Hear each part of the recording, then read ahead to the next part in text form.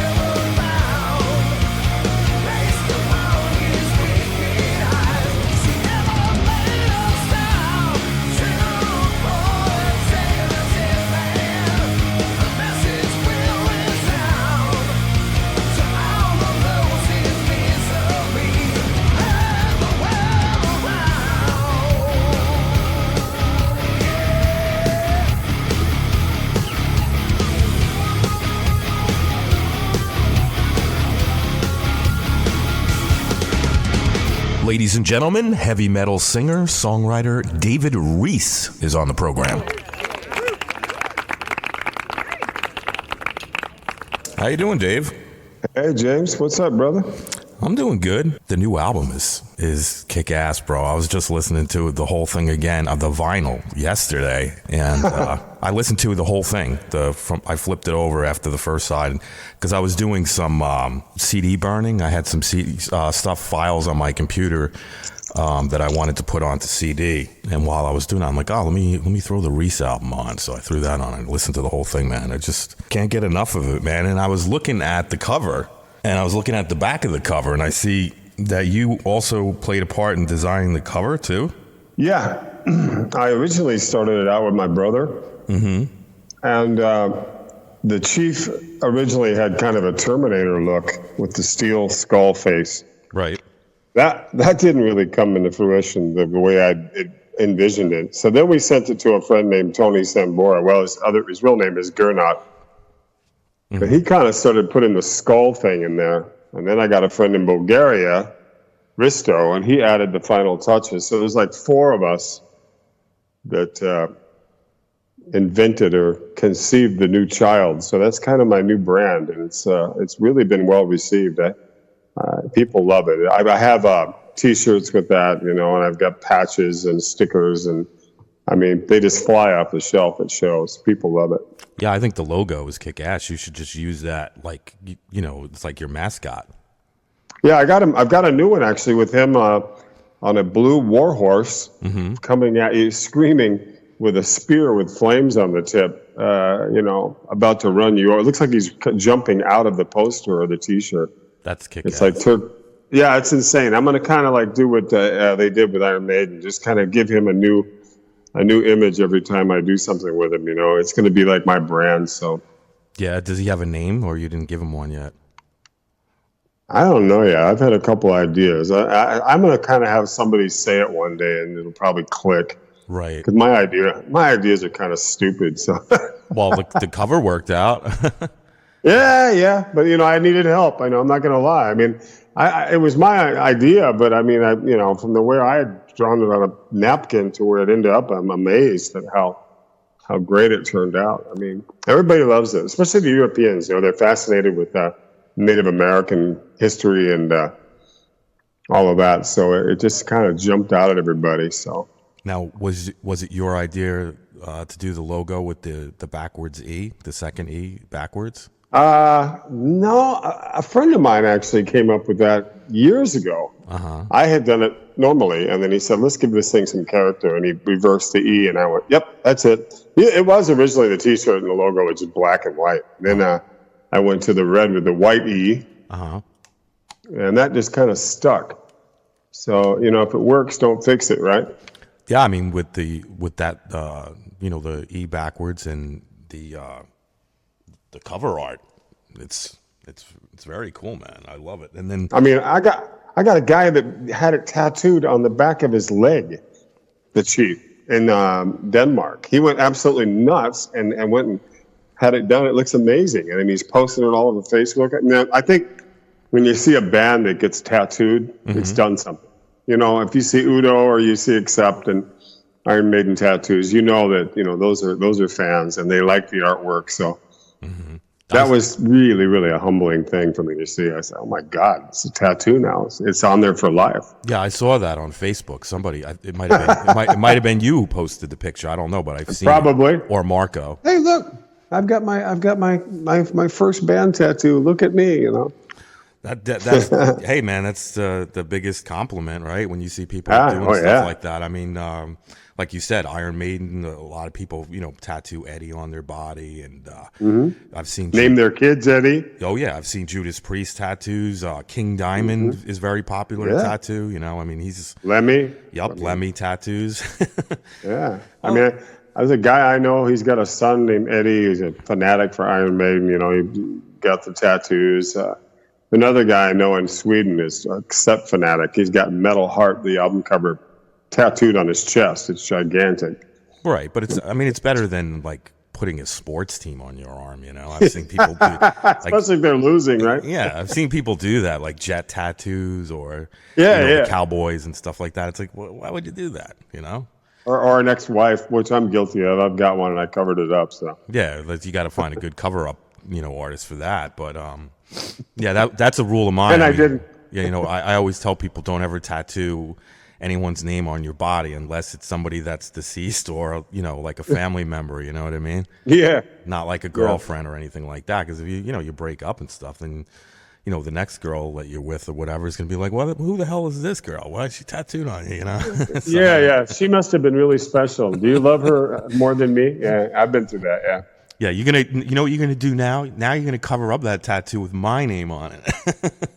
Then I'm gonna divorce you and take the house. That's funny, man. So how did the first part of the tour go? Because I remember when I first talked to you in October, you hadn't left yet. Great. That's awesome. I was gone out in March, and did that Eat the Heat stuff I told you about. Right. That kicked the doors open pretty good, and then. I think it was 31st of October was the first show, 30th in Spain. It was really good. Well, there was 4 dates in Spain. 2 were fantastic and 2 were so-so attendance. But the people were there. They actually knew the songs because of the video. They knew Anytime at All. And I think Perfect Apocalypse had been released already, that video. So they knew those songs. And, of course, I played some Eat the Heat. And the Spanish people have always been really cool to me. They kind of know my history. So that was great. The last show we did there was with the Poodles. Yeah, I've heard of them. In Madrid, and they just retired. Actually, I was shocked because the place was packed and people were singing their songs. I mean, great band. They're just struggling, man, like everybody else. I was surprised that they said, "Nah, we're done." And then we, I believe we went to, the release day was officially November 9th, and we played our label's home city of Copenhagen. And we opened for Artillery, who are huge. They're from there. They're kind of like Metallica's little private favorite band, like Diamond Head. Mm-hmm. And we played a club called High Voltage, and it's down in the basement. The capacity was like 290. They put 380 people in there. Wow. It was insane. I mean, people just were going berserk because they knew the songs better then. And I mean, then Artillery came on, of course, and the place really went nuts. So then we went to Sweden a couple times. So I'm going to say that November was a huge success. It was a great kickoff. That's awesome. Yeah, we ended up in Trollhättan. Yeah, the 24th of November was the last date. So I've been floundering around the house right now, writing a new album and driving my wife crazy. Oh, you already started writing a new material, huh? Mm-hmm. Yeah, right now I'm leaving the 19th to Denmark. Okay. To start recording, and then we go into rehearsals for the UDO tour. But I've got, with Marco and Martin, I think I have 5 that really sound like they belong on the next album. There's about 12 pieces, but there's 5 that I'm really nuts about. So you stay with the same, recipe. It's heavier, but it's got the same Reece vibe, like Resilient Heart. Right. Yeah, I mean, every song on this album, I mean, from the first to the last, it's kick-ass, man. Like I said, I listened to the whole thing the other day while I was doing some CD burning, man. I love it. I think when we talked about it, I've done a bunch of records. Some guy posted my history the other day. It was kind of shocking. I mean, I didn't sing on all these albums. It was like 32 albums. Wow. I mean, if I was paid what we used to get paid, I'd be in a big ranch somewhere in Montana and disappear. But a lot of those albums were just, projects that people wanted me to sing or do harmonies or write to and stuff like that. And this album, I haven't felt like I did doing this album in years. I was excited to get up, go to the studio. I was singing the songs on the way to the studio. Mm-hmm. I thoroughly enjoyed doing the album. And, the artwork that we talked about earlier, everything just kind of fell into place. When you do an album, you kind of have a feeling on songs that, I'm polishing a turd here, and it's not going to be much more than a shiny turd when I'm done. You kind of know that. Yeah. But on this, I was like, oh, I can't wait to sing this one. It's really good, And that's not bragging. That's just, wow. I feel like I wrote an album that I really, truly like. Yeah. And that's hard to do. It's really hard to do. Yeah. Well, most people say, nowadays when you go to the store or if you order a CD online, when you listen to it, there'll be 3 or 4 good ones on there, but it's very rare when you can actually talk to somebody and say, you know what, I can't believe every song on this album is. Wow, I know. It's just I'm so humbled by that. I mean, everybody says that. It just,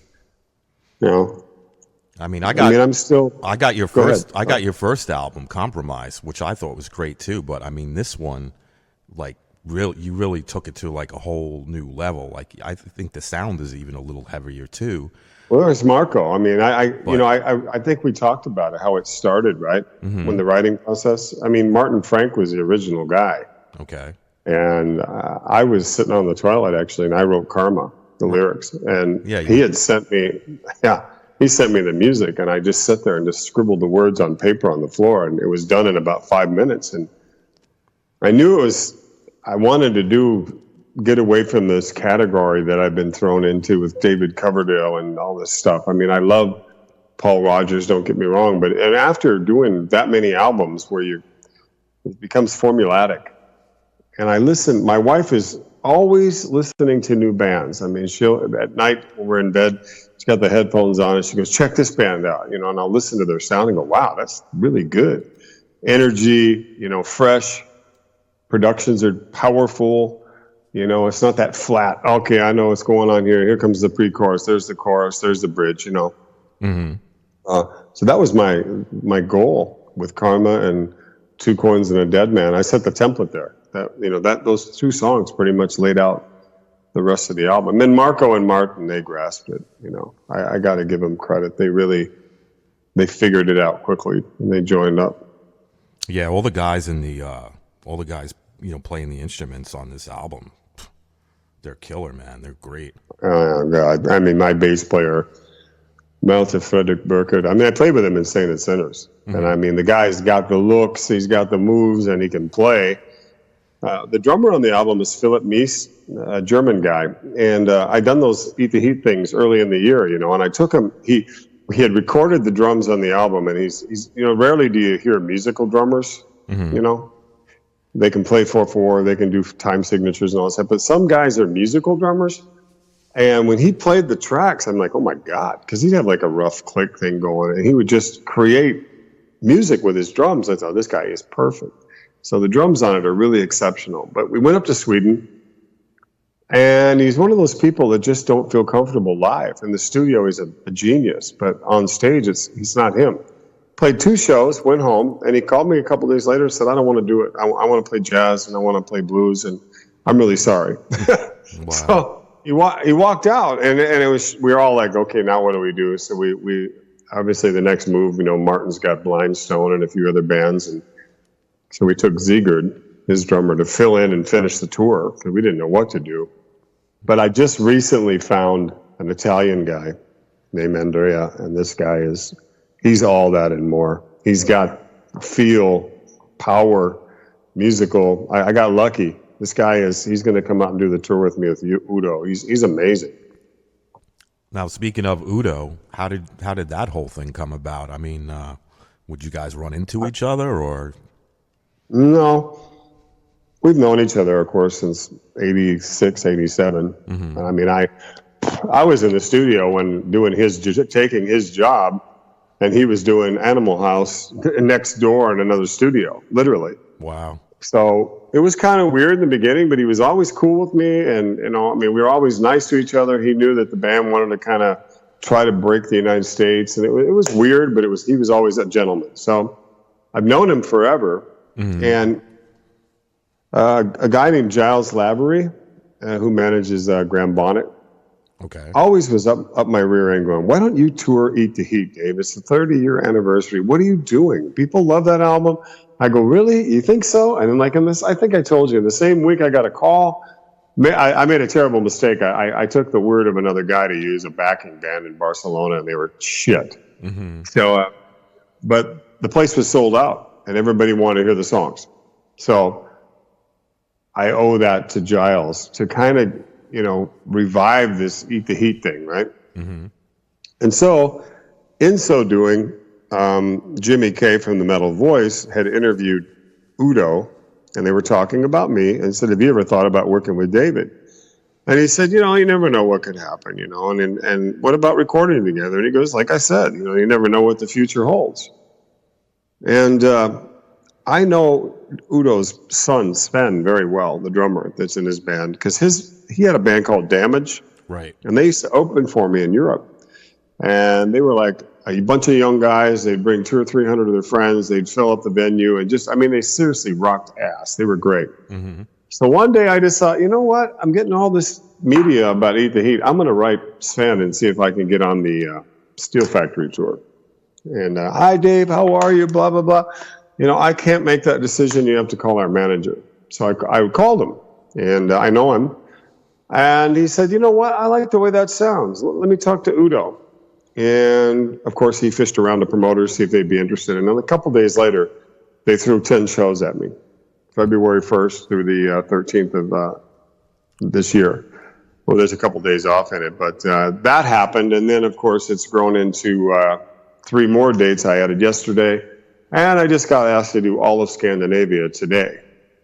Wow. So it's insane. I mean, and then I have another big tour that I can't mention the name of. Obviously, I hate saying that, but I've been sworn to secrecy in April and May through the same management guy. But I mean, I think doing Eat the Heat, all the press that happened when Peter Baltus left, except. Mm-hmm. I was getting asked my opinion, and of course I stated a few things, and the manager was screaming at me, and all that was happening at the same time. So it's kind of weird. It seemed like everything kind of came back full circle, Right.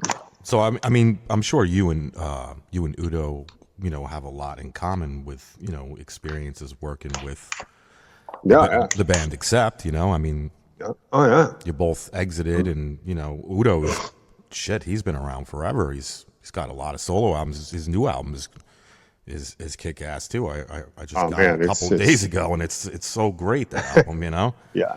It's kind of like the album that Accept hasn't written for a long time. It's got the metal heart vibe. It's Udo. I mean, the guy. I mean, simply put, he's a legend. Yeah. I mean, when at Wacken, I mean, it was his 60th birthday that you had 100,000 people singing "Happy Birthday" to him, on stage. So I mean, he everybody knows him, and vocally, the guy is 7 days a week, sounds the same. I mean, he's bulletproof. He's like a German Panzer tank. I mean, and the thing about him, he's just got this metal quality. And the Germans are really loyal, and they have been with him since the beginning. Everybody's grown up with Udo, and then their kids grew up with Udo, and then he's part of the European metal thing. I mean, deeply ingrained. So it's an honor for me because he's a superstar in my mind. I mean, he's just got it, Yeah. So are you guys going to do any Accept songs, or are you just going to do your stuff?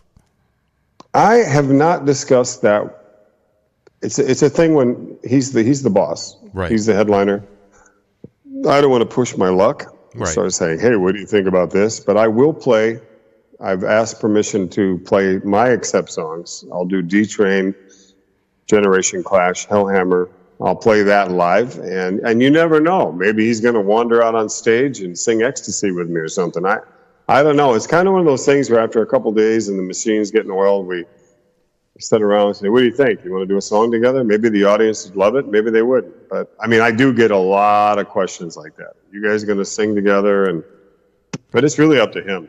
Well, you said that, you got about 12 songs already, written, but you said 5 of them, are like kick ass already. Maybe you should drop a hint, say, hey, Udo, you want to appear on my next album? Oh, I will. That would be killer.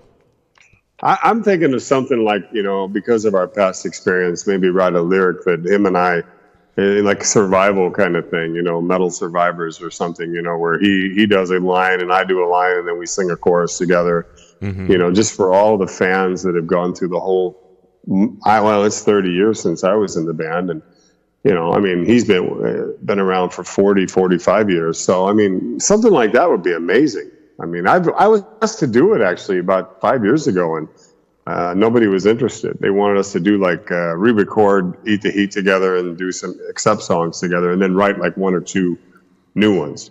But it never happened. But then Jimmy K, of course, asked him about it again, and he said, you never know what could happen in the future. And then boom, here I am, opening for UDO. It's amazing. Well, maybe the time is now. That's what I say. Karma's a weird thing. I mean. I waited a long time. I came back to music after about a 10-year hiatus, and it's taken me since 2007 to write an album like Resilient Heart and to get the tours that I'm getting now. Mm-hmm. So yeah, maybe the time is right. I mean, that is what the business is anyways. It's all timing. I mean, there's nothing about it that's but timing. I mean, at the right place at the right time. Now, I heard a rumor. I don't know if this is true or not. Are you involved in something coming up that has to do with Dio? Mm-hmm. Can you tell us about that? I am. Yes, I am. Thank you for asking. I was asked by a Polish promoter to fly over to Warsaw and do a charity event for Ronnie James Dio. So we all were chosen. There's a bunch of singers that are going to do it. I'm going to do, I think, Heaven and Hell and maybe or something like that. Some of my stuff that I like that he did with Tony Iommi. Mm-hmm. But that is in May. Okay. And I've never played Poland, so it's a first for me. And it's pretty cool because a lot of the fans are like, finally Reece is coming to Warsaw. And they actually asked me to do another few dates while I was there, but because of my schedule, I had to go home. But yeah, that's a reality. I'm doing that too. Oh, that's killer, man. And is there going to be like a like a tribute CD with those songs on there, or it's just going to be live shows? I don't know. I don't know what he's got planned. You never know. They could be recording it. I mean, I haven't been asked yet. I mean, doing Deal songs, you got to be in good voice. Yes. Ronnie was another one of those Udo kind of guys. I mean, I've seen Ronnie, 104 temperature go out there and rip your head off. And, and right before he died, I mean, at Wacken, he was on stage headlining and full-blown stomach cancer, and you wouldn't have known. I mean, it was in his soul. I mean, that guy, smoked a joint and drank a Guinness and went on stage. I mean, that was Ronnie. So if you're going to do his stuff, you better do it well, because I owe him that, Right. He is amazing. What amazed me about him was at Wacken, I was there that night and I saw the show. And then they left, I think, went directly to Los Angeles and did 5 nights at the Greek Theater. And he was scheduled to go to Houston for the cancer treatment. Mm-hmm. So he did 5 sold-out shows, jumped on a plane, went to Houston, and they said, it's too late. Can't fix it. Wow. But can you imagine? I mean, if I've got the flu and I'm laying in the bed, I look at my wife going, oh, God, I got to sing tonight. And she's like, shut up, don't talk, drink some tea. Mm-hmm. And I'm crying like a little bitch, in the bed or in a van, sneezing my brains out. And, I haven't slept or I've talked too much all day. And then I'm thinking, oh, God, I got to sing 2 hours tonight. Here's a guy who actually never took vocal lessons, mm-hmm. that just had a venom in his voice that, it was like a poison. It bit you. Like Rob Halford, he's the same kind of singer. I mean, the guy, look what he's doing now. I mean, it's killing what he's doing vocally. And an attribute to it too, and I'd like to mention this personally. I've stopped drinking. Uh-huh. I turned into a pretty good drunk over the years, and mm-hmm. It was an ongoing battle for me, alcohol. And I was in Denmark last summer. And I just looked at myself one day. I went to see Martin play in Blindstone, actually. Mm-hmm. And we were drinking pretty heavy. It was a blues club, and we were getting down, drinking the beers, the Tuborgs, getting wasted. And I looked at myself in the bathroom, and I said, you know what? I'm going to stop. And I did. I did my first tour in November without a drop of alcohol. That's great. I feel great. And I mean, Rob just celebrated 30 years sobriety, Halford, and I'm sure he's lasted this long because he sobered up. You're probably right, and yeah. You don't smoke cigarettes, right? No. I used to. I did everything. Weird thing about cigarettes, though, that's frightening is you can quit and then 20 years later get throat cancer. I mean, it's one of those, you do damage to your body with cigarettes, and it's an everlasting thing that never really leaves your body. Yep. I was a heavy smoker for years, and I used to think that David Coverdale said once, "I'm afraid to quit smoking because my voice will change." Mm-hmm. Well, it definitely changed because he didn't quit. But a lot of singers have this weird psychological thing that if they stopped, they would get a different sound, and that's just a stupid, anxiety excuse. Uh-huh. Smoking is bad. It's not a good thing to do. Yeah, well, I know people who smoked their entire life and lived a pretty long life, and then there's people that never smoked before who got cancer. So I mean, yeah, I think it's part of the environment too, where you live, the air you breathe, maybe the occupation that you do as well. I mean, some people work in construction, they breathe in debris, or they paint, stuff like that. So I'm a house painter. That's my trade. I've been around from the 70s when I started. I remember stirring lead paint with my arm. Mm-hmm. to mix colors. I mean, God knows. I had some blood tests when I was younger. They said I had a high metallic count in my bloodstream. Mm-hmm. But we didn't know that kerosene and all that stuff and mineral spirits was, you're not supposed to touch it. No. And then you smoked while you're over a flammable, liquid. You're mixing it and you got a cigarette hanging out of your mouth. Yeah. But in those days, you'd see the guys, when I was working, they'd go up the stairs carrying a bucket of paint and have to stop halfway up the stairs because they couldn't breathe. Because they've been breathing that dust from the lead paint and, smoking cigarettes. And they were like 40 years old, I mean, you have no clue what you're doing to your body. But, and then over time, it does damage. And then, unfortunately, some people get sick from it. And then there's other people that just nothing ever happens to them. So, I guess it's all kind of in the genes, too, Yeah, it's cancer is a terrible thing. Sure We're losing a lot of people, man. A lot of the old heroes. It seems like every week I wake up, it's R.I.P. You know what I mean? And we're not getting any younger, that's for sure. No, sir. So are you are you excited to kick off this tour in February? So you're off now, right? And then you're going to start back out in February?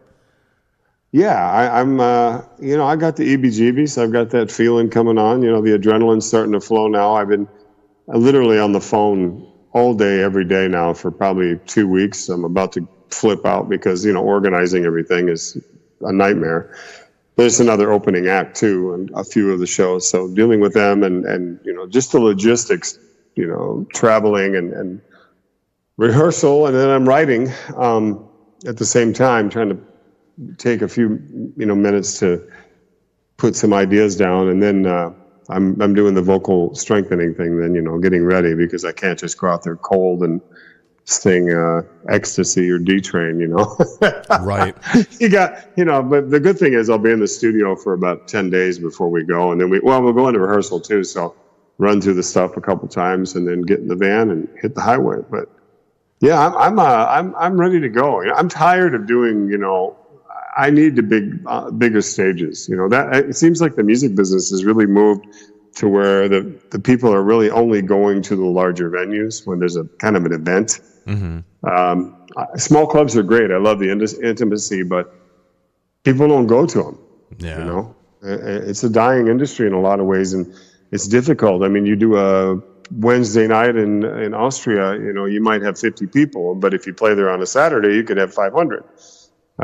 Everybody's got a job. Everybody's getting older. I mean, there's all kinds of stuff involved. Or they can turn on their iPad and watch my show 30 minutes later after I'm done and see the whole thing. Somebody filmed it and posted it. True. So, but the environment I think there's a certain level of excitement too and interest that I'm opening for UDO because of the Accept history, and I think that's an attribute to the dates being added because promoters are asking, like Norway was, calling today and they were asking me, you want this? Yeah, of course I do. You want Sweden? Of course I do. Denmark? Oh, absolutely.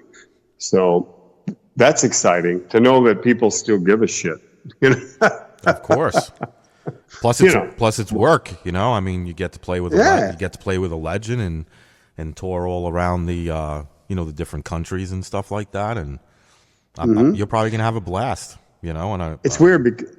Go ahead. Sorry, I didn't mean to interrupt. In the old days when I played clubs, right, in the late 70s and in the early 80s up until I went to Accept, we did the 7 days a week, 4 hours a night. I hated it. I mean, we play Canada from east to west, west to east.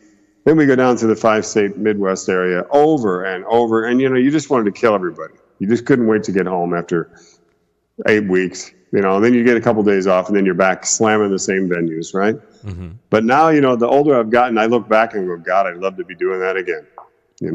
I mean, when I was in Bonfire the first year, I think we did 180 shows that year.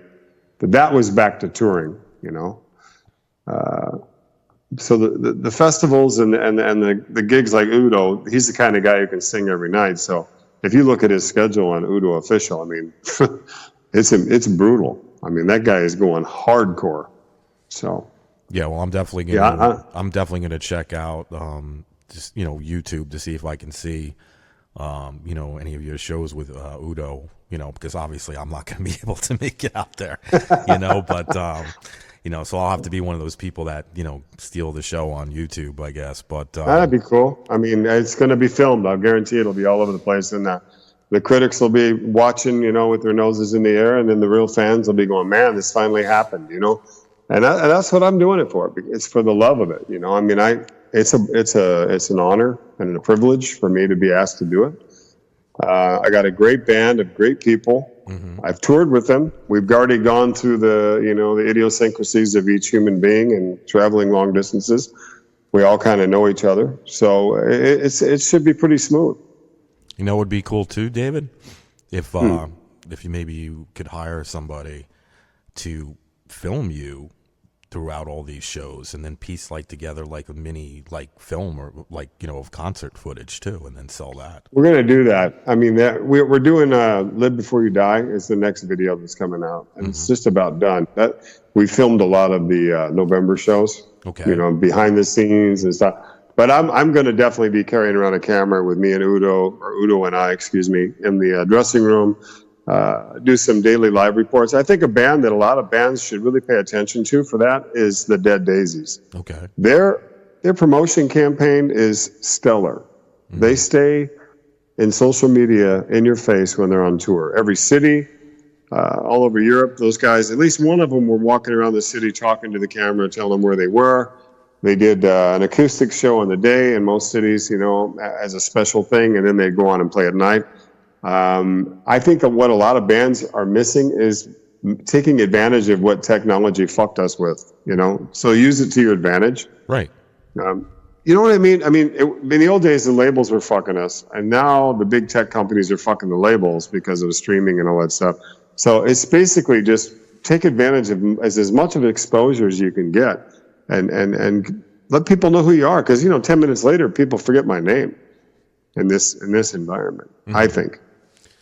If you can get like a bunch of cameras and have everybody shoot different angles and different tour dates and stuff. Marco's wife is actually one of the video directors. She's done all but one of our videos. Mm-hmm. And she will be at some shows in the pit, photo pit, and backstage. And of course, when you're in the van and the weirdness sets in, or when everybody's shooting one off in the urinal on the wall, you sneak up behind them, and everybody turn on and wave. Little goofy things, stopping at those truck stops at 3 a.m. Mm-hmm. You can get some pretty funny stuff on film, Oh, I'm sure. The people love to follow your day in and day out routine. When you're doing it, it's rather mundane, but when you look at it on film, it's pretty funny. I'm sure there's a lot of shenanigans going on behind the scenes, Yeah. Funny comments and funny jokes and lines and just goofiness. I talk to just a lot of the heavy hardcore managers, and it's like they always say, now I know what it's like to be a Schwarzkopf or a general getting ready for battle or trying to organize a platoon. It's the same thing. Uh-huh. Anything can go wrong at any moment. So the more loose ends you can tighten up before you walk out the door with your bags, the better. Because after you've gotten all that figured out, then the whole other set of problems happens because you're dealing with human dynamic.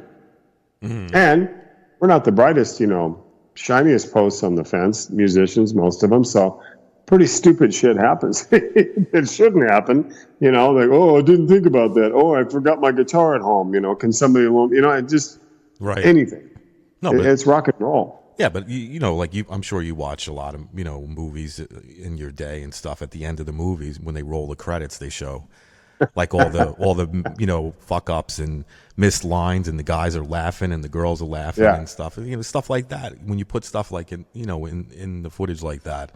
It makes people even laugh when the movie's over. Dom DeLuise. Oh. Dom DeLuise and Burt Reynolds. Stuff, I can watch that on YouTube, and I'm hysterical. Those two, he'd slap them, literally, like, stop laughing. And then they'd try to do it, and they'd start laughing again. Cannonball Run, right? Yeah. It's just hilarious. When he had the cape on, and that Dom DeLuise, the way he laughed, it was so funny. Yeah. He would smack him so hard. Yeah. And then somebody would open the side, they'd be like waiting for their scene, and they'd open the door and just look at him, and they'd see him, and they'd all start laughing. The director probably went into a psych ward after that was done, but it was good fun.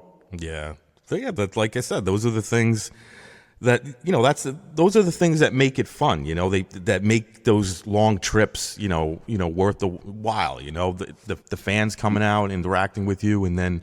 You and the band and, whoever's traveling with you, you all get to, have a laugh and unwind and stuff like that. And it's good for the fans to see that if you don't mind sharing it with them, No, man. Without the fans, what are we going to do? Yeah. I can go out as David Reece, like I said, in the clubs scenario and do fairly well on a Thursday through Saturday. Mm-hmm. But I can do really well night after night opening for a guy like Udo Dirkschneider. Yeah. Because there's a certain magic in the air, on a Monday night club that holds 2,000 people, and they tell you, 2 weeks ago it's sold out. It's going to be nice, So that energy and talking to the people, when they bring me the album "Eat the Heat" now, mm-hmm. you got to understand. People hated my guts when that came out. They blamed me. They hated me or they loved me. So when I was in Bonfire, it was really strange because every night at the merch booth, somebody, at least one person, would bring that album and say, same story. Hated this album when it came out, but now it's one of my favorite albums in my history, my collection. And I'd sign it. And that's kind of what spawned this thing with Giles, doing the Eat the Heat tour. But now, I mean, like the other night, I've been going to the dentist a lot lately because I'm getting ready for the tour, just getting this stuff tuned up, my teeth and everything. And Giles called me and said, hey, I'm at a record store in blah, blah, blah, Germany. Would you mind talking to somebody? And I said, who is it? He goes, just talk to him. And it's a guy about 45, and he goes, man, I bought Eat the Heat was my first album because they were talking, what bands do you listen to? And he said the guy kind of looked at me like all nervous, and he goes, well, Accept. And he goes, really? What album is your favorite? He was like, well, Eat the Heat. He goes, you like David Reece? And he goes, I love the guy. Would you like to talk to him? He's like, yeah. Just a minute. Wow. And I'm walking out of the dentist and the phone rings and Giles goes, here, talk to this guy. And when I was done, Giles told me the story that he was kind of ashamed to say that he really thought Eat the Heat was their best album.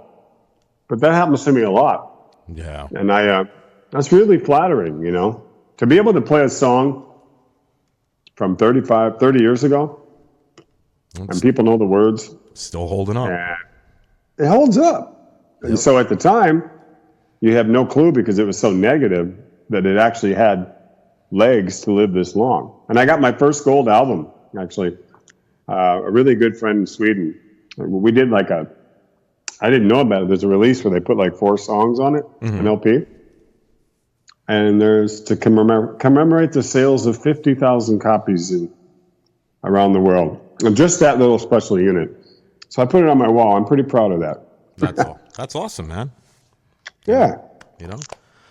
Well, Dave, it's been great talking to you, and I wish you all the best on this tour, man. I'm so excited for you because I think it's going to be, really successful, and I have a feeling that you and Udo are probably going to do some other stuff in the future. And I'm looking forward to hearing about the Dio tribute show as well. So yeah, we'll be in touch, and in a couple of months, I guess you're putting the album out when? The end of next year, maybe? If things go the way I would like to do it, I'd like to release around the same time. Yeah, November. Follow it up a year later. I'm working on some other things with some other guys right now. I have been asked to sing on the next John Steele album. Doogie White was their singer for years, and he decided he didn't want to do it anymore. Okay. He's too busy with Schenker, so I'm going to do that album over the next few months, and then I'm going to hopefully finish recording this new Reece album. I don't want to just record everything and then say, here it is. I really want to sit back and go, yep, I want to sing that song today again. I want that feeling again. If I can get it, I know I've done it again. Absolutely. But so far, I got some pretty good ones, and the momentum in the band, I'm not saying enough about Marco and Martin and Malta. And our new guy, Andrea. I mean, I've got a great unit. Yeah, the band's killer. But when that stuff comes out, give me a shout out again, and I'd love to have you on. Absolutely, bro. We'll stay in touch always. Thank you for everything you do. You're one of my favorite guests. Thank you. And I'm somebody's favorite. Yeah. Keep pumping out those hits, brother, and we'll talk soon. All right. All right. God bless you, brother. Be careful. Stay healthy, and you're going to see something pretty quick. I might just do a couple of video updates with rehearsals and stuff in the next few days, and maybe in the studio do a shout out on Facebook and let everybody know what's going on. All right, cool, brother. If I confirm Scandinavia the next day or so, I'll post that too. So anybody that's listening, if you're in the Scandinavia, Norway, Denmark, Sweden, and possibly Finland, I'll know more about it probably tomorrow. But the dates so far that I'm doing with Udo are February 1st through the 13th, and the 19th, 20th, and 21st in February. All Germany except one, which will be in Switzerland at the Z7 in Pratteln. And that's a bucket list gig for me. Beautiful place. Never played there. So awesome. If you're listening and you're in the area, come on, let's rock. Yeah, definitely check out David, and also pick up the album if you haven't picked it up yet. Resilient Heart. Yep, Resilient Mighty Heart. Music, Target Records. That's where you can get it. Amazon, all the places that sell it, and go to davidreeceofficial.com. and you can find out all kinds of BS from me. Hey, love you, Dave, and thanks Love again. you too. All right, be good. Okay, you too. Bye-bye. All right, take care.